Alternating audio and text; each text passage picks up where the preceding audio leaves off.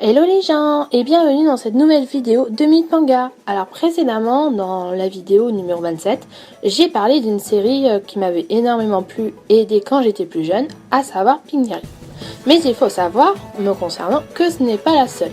Car avant, j'avais commencé avec une autre saga nommée Fruits Basket, écrit et dessiné par Natsuki Takaya.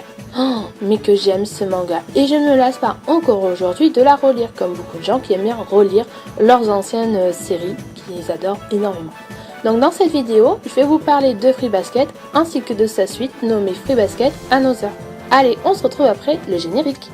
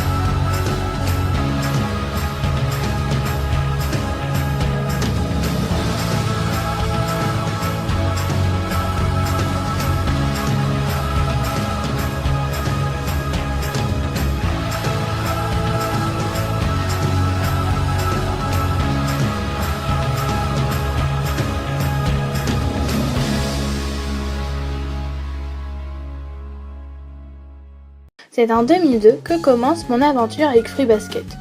Fraîchement débarqué au collège, je découvre lors d'une sortie de classe l'univers merveilleux des mangas qui ne me quittera plus dès lors.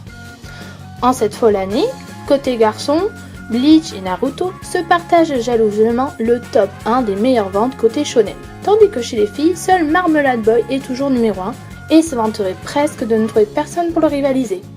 Entre alors en jeu le nouvel ouvrage de Natsuki Takaya. Shoujo où se mélangent plusieurs ingrédients, comédie fantastique avec une pincée de romance, le tout dans un lycée. Rajoutez à cela des sous-genres comme la famille, la mythologie, les triangles amoureux ainsi que les animaux. Saupoudrez le tout et vous obtenez Fruits Basket que vous retrouvez dans un premier temps chez Akata et ensuite chez Delcourt. Vous pouvez retrouver cette série sous forme de 23 volumes avec ses 3 fanbooks, ainsi que dernièrement une perfect édition qui proposera les tomes en version double et qui se terminera en 12 tomes. Il est disponible aussi en format animé, sous forme de 26 épisodes qui se terminent aux alentours du tome 6. Notre histoire commence avec Toru, courageuse lycéenne, vit toute seule sous une tente depuis le décès de sa maman. Sa vie bascule le jour où la famille de Yuki Soma, un de ses camarades de classe, la recueille pour ses talents en matière de tâches ménagères. Elle ignore encore que la famille est victime d'une malédiction et que certains de ses membres se transforment dans des circonstances particulières en un des 12 animaux du zodiaque chinois. Si l'on sait presque tout sur notre héroïne de base, on ne sait pratiquement rien au sujet des membres de la famille Soma. Les éléments clés nous sont révélés au fur et à mesure ou dévoilés partiellement dans les fanbooks. Ce qui leur permet de se transformer en animal est assez amusant. En somme, il suffit qu'il ou elle soit enlacé par une personne du sexe opposé, avoir froid ou un peu trop chaud, subir un choc violent ou tout simplement tomber malade. Les 12 membres Moni sont de nature assez belle, dit canon, et ont chacun des talents insoupçonnés. Exemple, le rat est très intelligent contrairement au chat. Je vais vous faire un petit aperçu des membres de cette famille très étrange.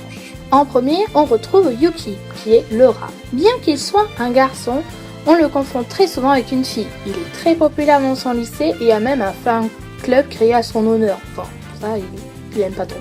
Martyrisé depuis son plus jeune âge par le chef de famille, il est aussi une personne à la santé fragile qui se révèle expert en arts martiaux.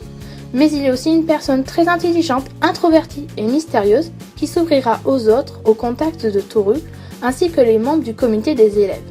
Rival de Kyo, il envie énormément ce dernier et éprouve certains sentiments envers Toru. Et petite info que j'ai découvert dans un fanbook, c'est un mordu de jardinage. Ensuite, on retrouve Kyo le chat, c'est le pire ennemi de Yuki, pardon. Cette tension est due à la légende, car on raconte que le rat racontait un mensonge au chat, lui disant que la fête du dieu aurait lieu le surlendemain. Le chat ne se rendit pas donc à la fête si importante. Il est toujours en train de se battre avec Yuki pour devenir un membre officiel des 12 zodiaques chinois. La présence de Toru va changer sa relation et il va même éprouver des sentiments envers cette dernière. Mais je vais pas tout vous dire, ça serait vous spoiler les livres, donc lisez-les.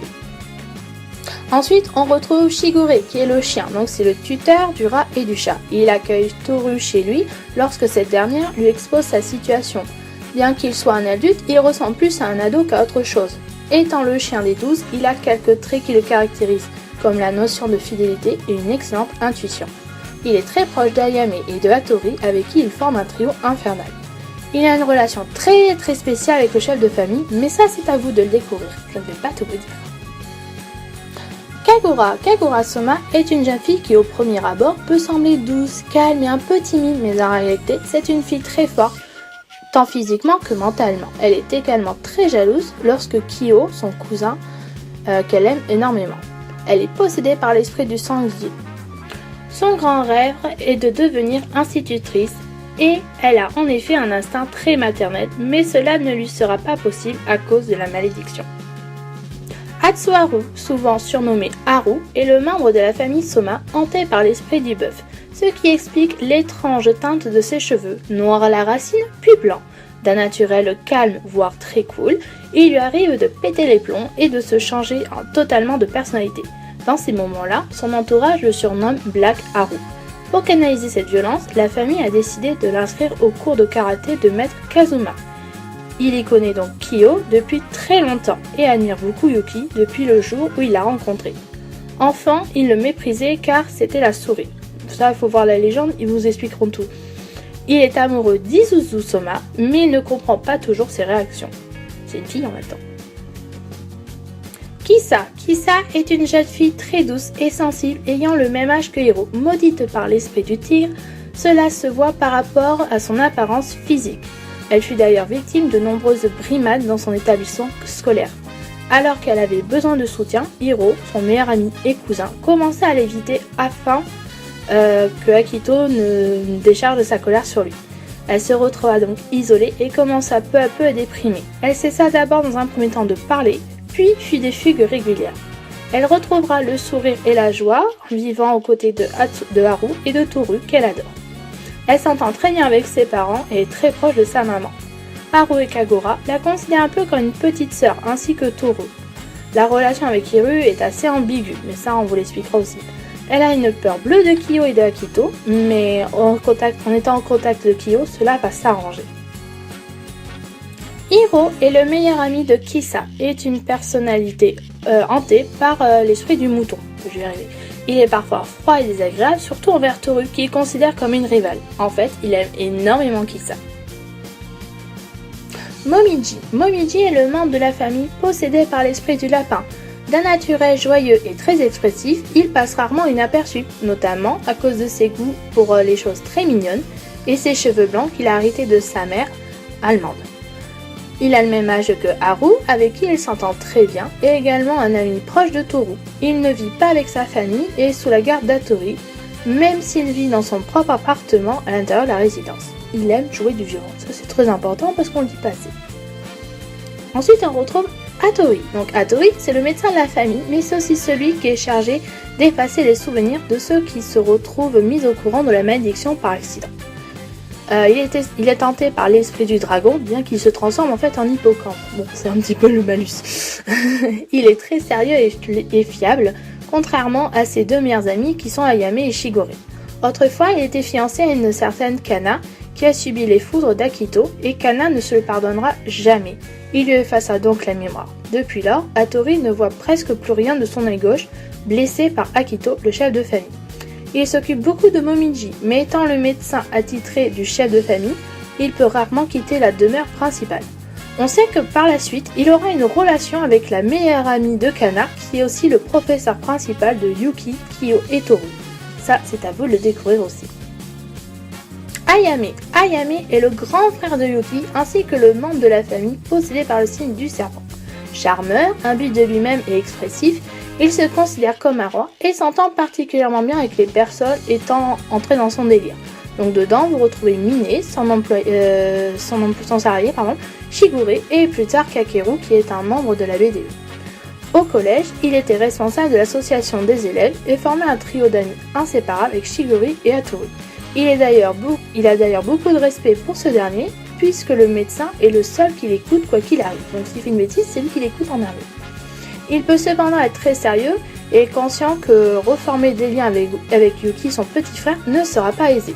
On sait d'avance qu'il entretient une relation plus que professionnelle avec son salarié. Izusu dit Rin, le cheval. C'est donc le cheval au sein de la famille Soma. On apprend bien vite qu'elle était en couple avec Karu, mais qu'ils ont rompu précipitamment il y a peu. Elle semble vouloir en savoir un peu plus sur certains secrets liés à la famille. Elle réside depuis un petit moment chez Kagura, parce qu'il y a un problème avec sa famille, ça vous le lire, vous comprendrez tout. Ritsu est possédé par l'esprit du singe. Il admire profondément Ayame et rêve de lui ressembler. Malheureusement, c'est une personne très timide et a tendance à paniquer pour tout ainsi qu'à s'affuber de tous les malheurs du monde. Pour se rassurer, il aime se travestir en fille. Ritsu s'entend très bien avec Kagura. Kureno, le coq, apparaît pour la première fois alors qu'il vient faire les courses dans la supérette où travaille Arisa qui est une amie à Toru. Cette dernière remarque de suite qu'il n'a récemment pas l'habitude de venir dans ce genre d'endroit. Ils semblent tous les deux attirés l'un par l'autre, mais Kureno se contente de caresser une mèche de cheveux de cette dernière avant de disparaître. En fait, c'est le dernier membre de la famille Soma à dévoiler son signe. Il est le coq, mais s'est toujours transformé en moineau. À l'âge de 14 ans, il fut libéré de la malédiction. Depuis, il reste fidèle au chef de famille qui s'attache à lui, de peur d'être délaissé seul. Ils ont d'ailleurs eu une relation tous les deux. Et je termine par le meilleur qui n'est pas un signe, mais bien Akito qui est le dieu et le chef de famille.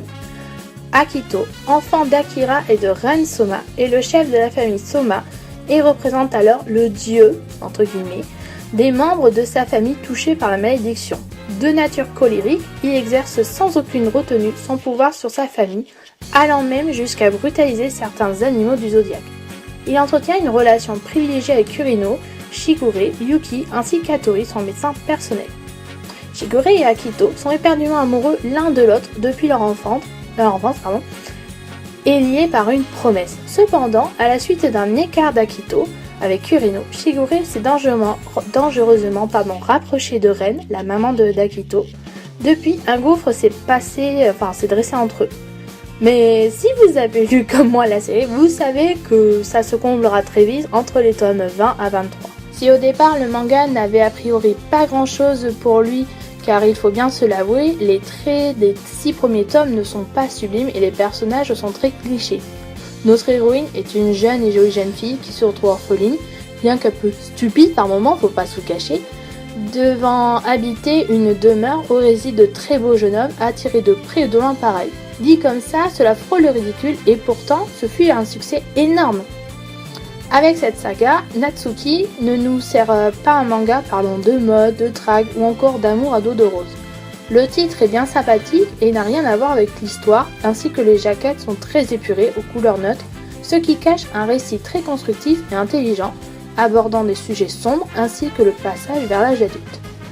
Bien que le début soit long sans rebondissement surprenant, il permet néanmoins d'aborder des thématiques subtiles sur les premiers tomes. Les sujets sur l'adolescence ne sont pas en reste.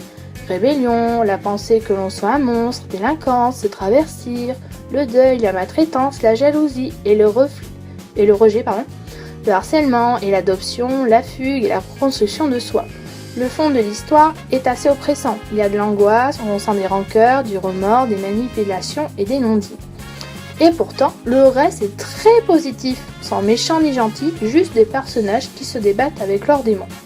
Natsuki arrive à nous émouvoir en nous dépeignant des douleurs familiales vues par des enfants et des adolescents de façon crue et douce. Ces souffrances sont décortiquées avec une ambiance tragicomique tout en distillant des messages d'espoir qui sont pour certains lecteurs des bouées de sauvetage.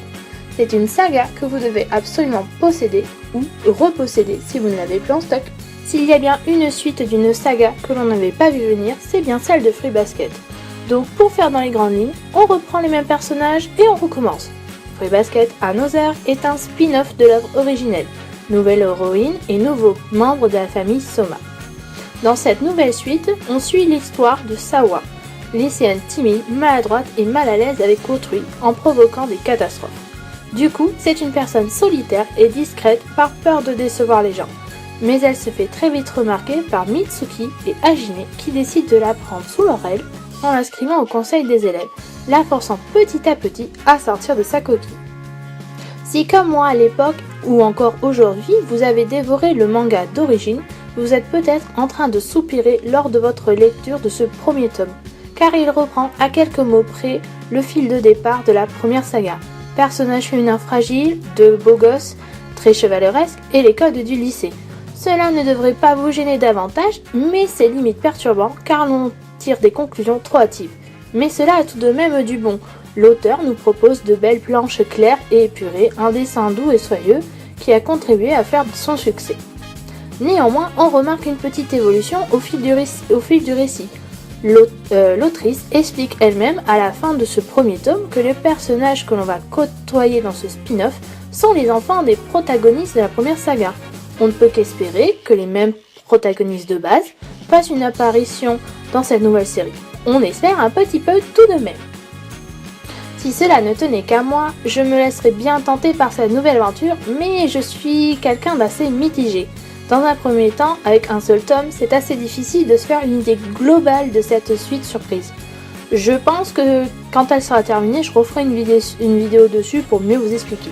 Dans un deuxième temps, l'héroïne est pour moi un copier-coller de Toru, même si leurs parcours ne sont pas les mêmes. Mais en même temps, je suis assez curieuse de découvrir ces nouveaux membres de la famille Soma, ainsi que les circonstances qui font qu'ils soient encore maudits par malédiction. Car si vous avez lu comme moi la première série, la malédiction, elle n'a plus lieu d'exister. Et là, on se retrouve avec d'autres personnes maudites. Est-ce qu'il y a une rechute? Est-ce qu'il y a une nouvelle malédiction? Bref, on va le voir tout en développant l'histoire.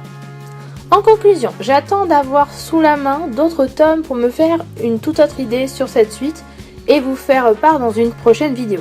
Voilà, j'espère que cette grosse vidéo sur la saga Fruits Basket vous aura plu. Comme j'aime beaucoup cette mangaka, je pense sincèrement qu'il y aura une autre vidéo sur cette suite. Bon, ça je l'ai déjà dit, mais c'est pas grave. Je vous souhaite à tous et à toutes une bonne journée et je vous dis à bientôt pour une prochaine Minute Manga. Bye bye!